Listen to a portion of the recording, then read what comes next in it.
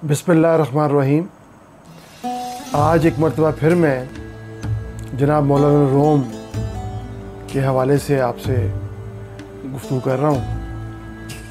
मौलाना room जो हैं वो फरमाते हैं और उनकी बातें हिकमत से लबरेज़ होती हैं, जैसे मैं अक्सर ज़िक्र करता हूँ। और अब तो उनकी जो हिकमत भरी बातें हैं उस पर पूरे उसमें यूरोप को और अमेरिका को हिला दिया। वो फरमाते हैं कि हिकमत ना अहलों को मत दो, यानी जो अहल नहीं हैं उनसे हिकमत की, दानाई की, विज़डम की बात मत करें। ये बहुत वसी मानों में है जो बात मौलाना रूम फरमा रहे हैं। वरना हिकमत पर जुल्म होगा, यानी हिकमत नाअहलों को मत बताएं, वरना हिकमत पर जुल्म होगा, विज़डम पर जुल्म होगा, दानाई पर जुल्म होगा। तो और अहल लोगों से और जो उसके अहल हैं उनसे हिकमत को मत छुपाओ, वरना उन पर जुल्म होगा। कितनी खूबसूरत बात है। और हम अक्सर देखते हैं कि मौलाना मज़ीद फरमाते हैं कि जब आपके अंदर इसरार खुलने लगें, जब आपके अंदर अपने आप को पहचानने की और एक डिस्कवरी की तरफ जाएं, जैसे हज़रत अल्लामा फरमाते हैं, अपने मन में डूब कर पा जा सुराग़ ज़िंदगी। और एक और जगह फरमाते हैं कि जिन्हें मैं ढूंढता था आसमानों में, ज़मीनों में।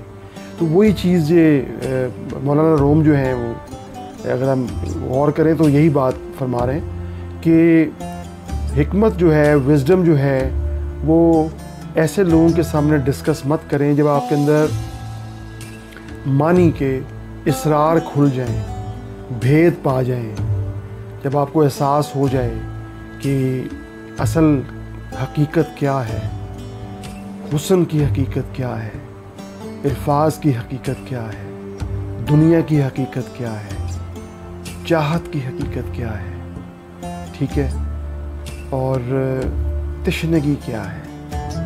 तो फिर आपको पता चलता जाएगा कि ये किस तरह आप इसे दूसरों से डिस्कस कर सकते हैं। और करेंगे तो वो आपका खैर मजाक तो है उड़ाएंगे, वो उस विज़डम का भी मजाक उड़ाएंगे। इससे मना किया गया। दूसरा, उन्होंने मिसाल दी है मौलाना रूम ने कि अगर आपकी कोई महबूबा हों आपकी और आप के घर पे हों, ऑब्वियस है, तो वो कहें कि मुझे किसी को ना दिखाएं, मुझे छुपा लें, तो क्या आप जाके उसके बारे में दोस्तों को बताते रहेंगे, ढंढोरा पीटते रहेंगे बाज़ार में कि मेरे पास हुस्न की देवी है और मैंने मेरे पास घर पे है, तो क्या वो नाराज़ नहीं हो जाएगी? इस तरह विज़डम भी, वो हुस्न की देवी है, वो भी नाराज़ हो सकती है आपसे अगर आप इसी तरह उसे छोटे लोगों में, कम हैसियत लोगों में उसको डिस्कस करते रहेंगे। और जैसा कि हम कम्युनिकेशन साइंसेस में डिस्कस करते हैं अक्सर, मेरे तमाम स्टूडेंट्स जानते हैं, इस बात से आगाह हैं कि मैं उन्हें अक्सर कहता हूं कि हर इंफॉर्मेशन हर एक के लिए नहीं होती। हमारे प्रोफेसर मुगीस मेरे उस्ताद मोहतरम थे, अभी फौत हुए हैं 24 जून को, अल्लाह उनको वली की रहमत करे। वो भी फरमाया करते थे कि हर बात, हर इंफॉर्मेशन हर एक के लिए नहीं होती।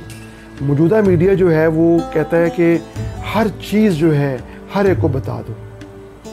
जो ख़वास की बातें हैं वो आम लोगों के लिए नहीं होती, वो उन्हें डाइजेस्ट नहीं हो सकती, उन्हें समझ नहीं पाते, उनका फ्रेम ऑफ रेफरेंस महदूद होता है, उनकी सोच महदूद होती है, उनका परसेप्शन महदूद होता है, वो उन बातों की तह तक नहीं पहुंच पाते।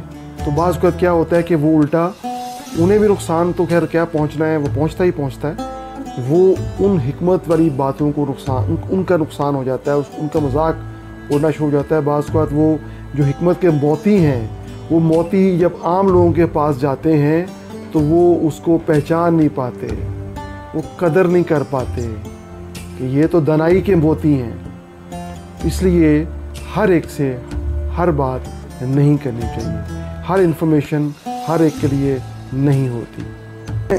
एक रवायत के मुताबिक जनाब نبی محترم صلی اللہ علیہ وآلہ وسلم کا فرمان ہے کہ اللہ کا خوف حکمت کا سرا ہے، اور جو وزڈم ہے، حکمت، وہ صرف کتابوں کے مطالعے سے نہیں آتی، اس کے لیے اللہ کا خوف ہونا بہت ضروری ہے۔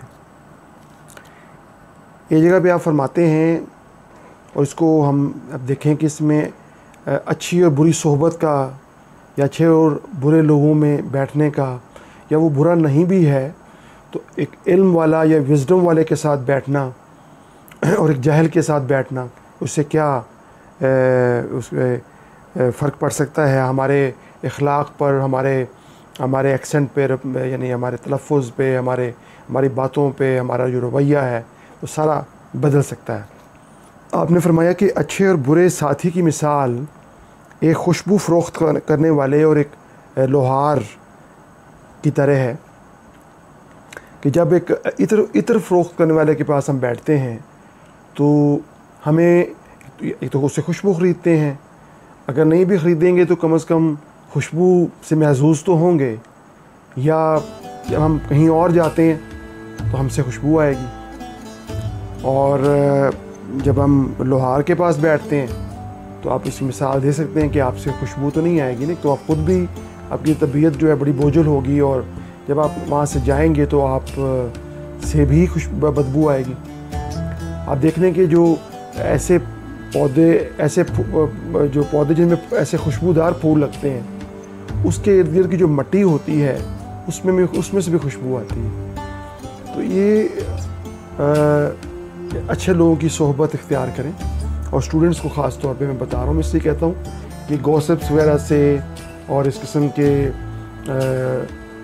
بلا وجہ وقت ضائع کرنے کا فائدہ کوئی نہیں ہے، اور اچھے لوگوں کی صحبت میں بیٹھیں، وزڈم والے لوگوں کی صحبت میں بیٹھیں، ان سے باتیں کریں، ان کی گفتگو سنیں، اس سے آپ کے اندر بھی جو وزڈم ہے وہ ڈیولپ ہوگا، اور آپ کو وہ باتیں بھی سمجھ آئیں گی جو آپ کبھی نہیں سمجھ پائے، اور آپ کو خود احساس ہوگا کہ آپ میں ایک تبدیلی آ رہی ہے۔